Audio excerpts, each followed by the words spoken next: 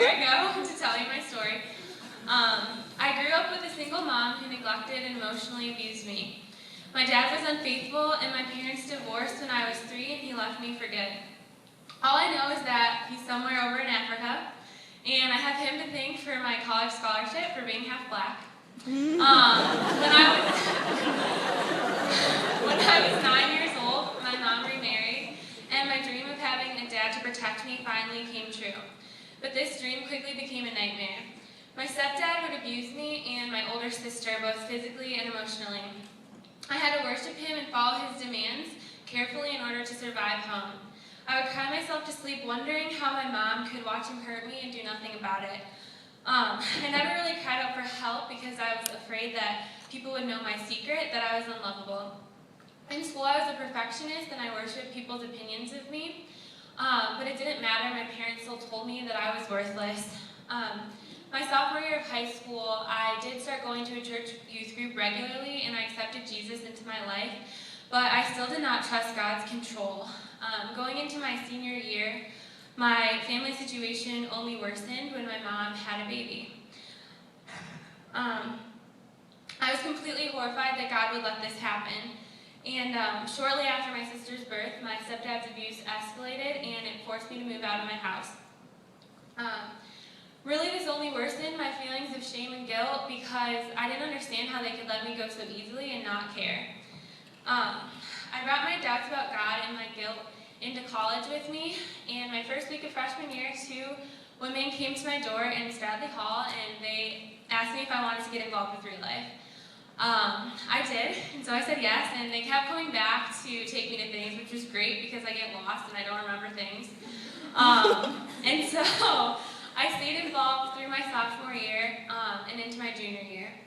But at the beginning of my junior year last year, I was still at a place where the unresolved circumstances of my past really haunted my present. I was at a place where the darkness I desired more than the light. I desired death over life. And when I would come to this place of worship, I would honestly hate being here.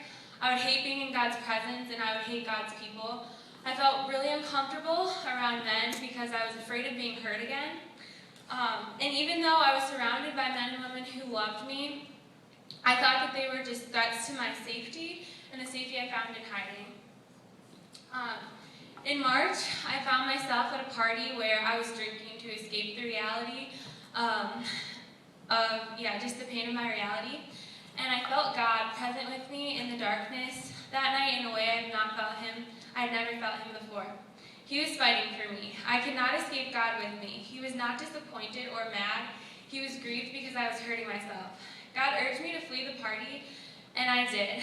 I knew that God did not only exist here at Real Life when we would worship. God exists everywhere, and when I thought I was hiding from him, he saw me as if I was standing up under a bright spotlight like I am now. And he loved me then in my darkness, and he loved me as I am and not as I should be. In the days following, God opened my eyes to all the blessings that I already had in him. And he removed all my fear of standing in the light of his presence and continues to do that by allowing me to experience his grace when I expect to experience his wrath. Instead of threats to my safety, my friends became gifts who could love me and risk showing me their brokenness and loved me in mine. Instead of looking down, I could look up into their eyes filled with compassion. And I knew that when I was a little girl, God was there. He was then and is now the perfect Father who did not hesitate to save me. He sent his son Jesus to die on the cross for me long before I was born to erase the effects of sin and sadness in my life. God saved me from living a safe life of isolation and freed me to live a risky one of joy.